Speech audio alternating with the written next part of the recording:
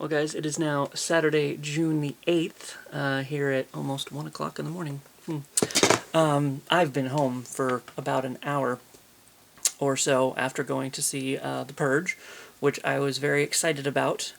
So I just wanted to tell you my thoughts on it, obviously, because it's a movie review. I could be almost ready to go to bed. So I didn't do this as soon as I got in, so I've gotten in my pajamas and I've kind of like cooled down for the evening, I guess, mellowed out. Not like mellowed out or whatever, but just kind of almost ready for bed. I should have done it when I was a little bit more awake. But I was excited for the movie. It looks really good in the, trailers, and, trailers are supposed to make your movie look good. I mean, that's kind of the point. I think I'm going to try to do this as best I can without spoilers, and then later, I'll warn you before I speak of them. But later, it'll get a little bit more spoilery. But I think the movie could have benefited from being a little bit longer. I think when I looked it up earlier, it was only like an hour and 25 minutes or something. And that was part of my problem with the movie, that I think lengthening it out could have helped, was like, I like the world that, I like the idea. It's something, I mean, I know it's probably, it's been covered other places before, but I don't know, they just don't really seem to do much with it. Like, once the movie gets, well, I mean, the movie started before that, obviously, but once the action gets started, it's kind of like The Purge is kind of like put aside, and it almost just seems like an excuse not to call the cops. Like, there's no point in calling the cops, they're not going to come, so it just kind of fades to the background, and it becomes like just kind of like a home invasion movie, and that's about all that's really done with it. And I think if they could have spent a little bit more time maybe covering these themes or focusing on them or something, with just a little bit of extra time, that might have helped it a little bit. I don't know if it just kind of lost, I don't know, it just kind of lost focus or something. I mean, there's a lot of interesting things, brought up, and then it's just kind of like not really done much of anything with. And like I said, I mean, like, if I want to watch Panic Room, I'll just watch Panic Room.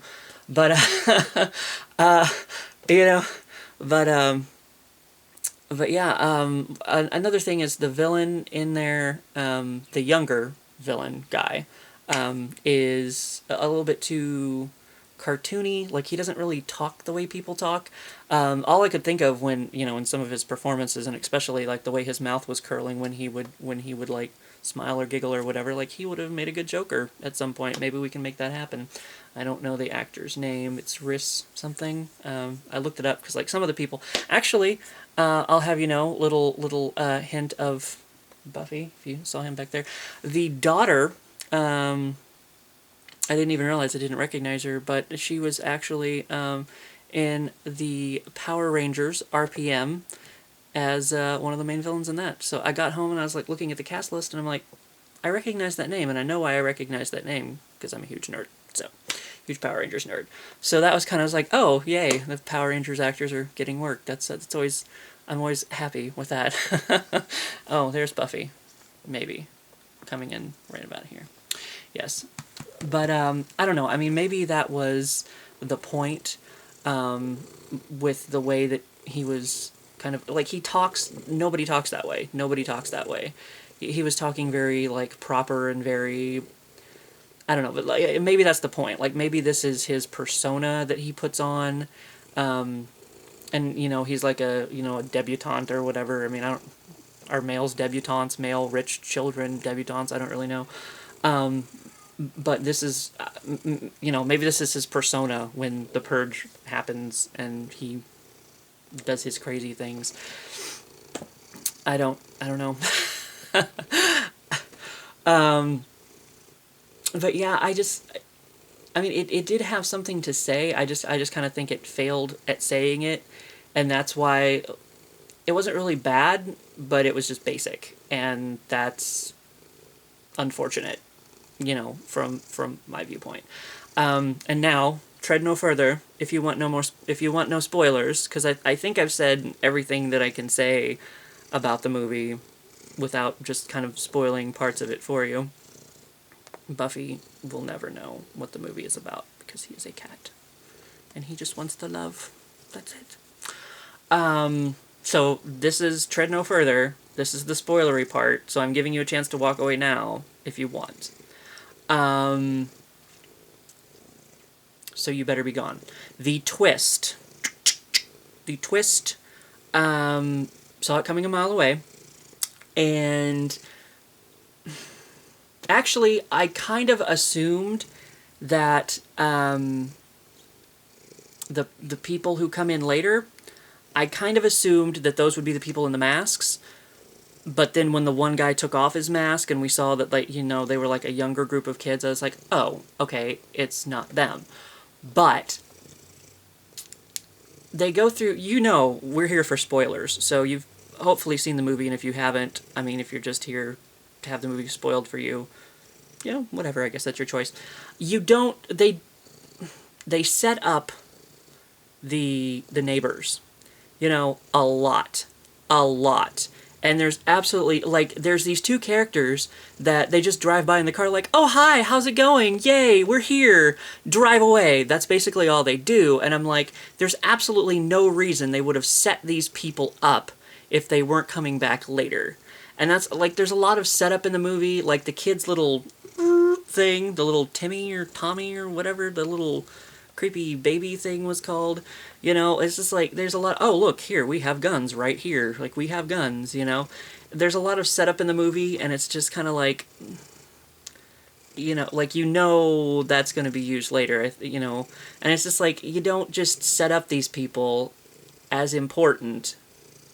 I mean, there's absolutely no reason to show these neighbors driving by and being like, hey, how's it going? And then drive away. You've set them up in the universe as important at that point. We know we're going to see them again.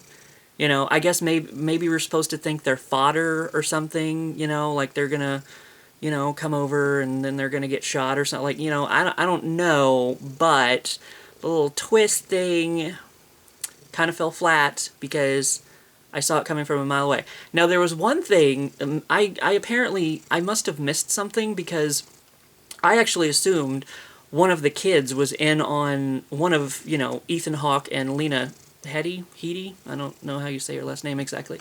I assumed one of their kids was in on it because when the guy at the front door was saying, how did he know that the boyfriend had gotten shot and killed? Because he said something about, you killed one of our own, which I assume was supposed to be her boyfriend. They weren't in the house at that point. How did they know? I'm just that was something, that was a detail that was weird to me. And so I thought it was going to turn out that one of their kids was in on it.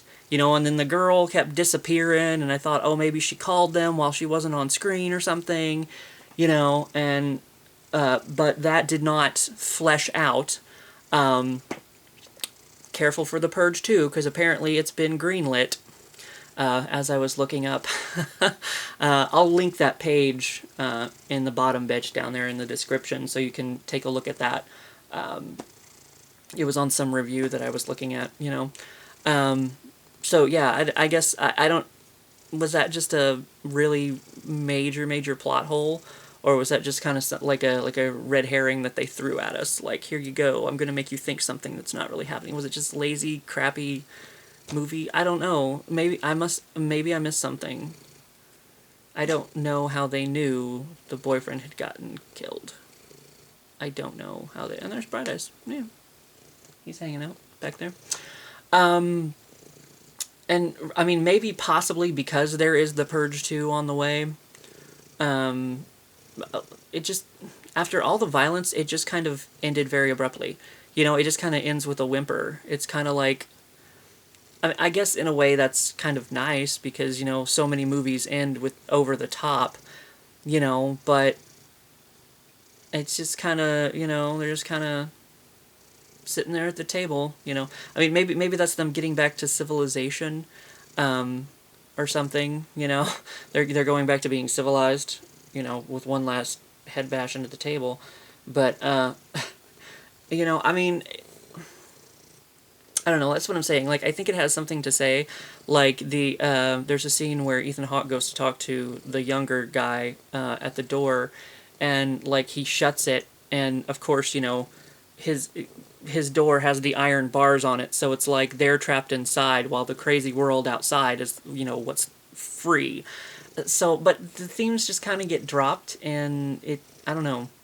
I mean, maybe they're in there, and you gotta look to find them because it just kind of came off, basic, basic home invasion movie to me. And there's nothing wrong with that because I mean that can be exciting and that can be thrilling, but somewhere along the way, the Purge kind of failed on that for me too. So, I mean, I'll still, should the Purge 2 end up happening, I'll still go see it. I'm interested in the world and what they can do with it, and hopefully next time they do a little bit more.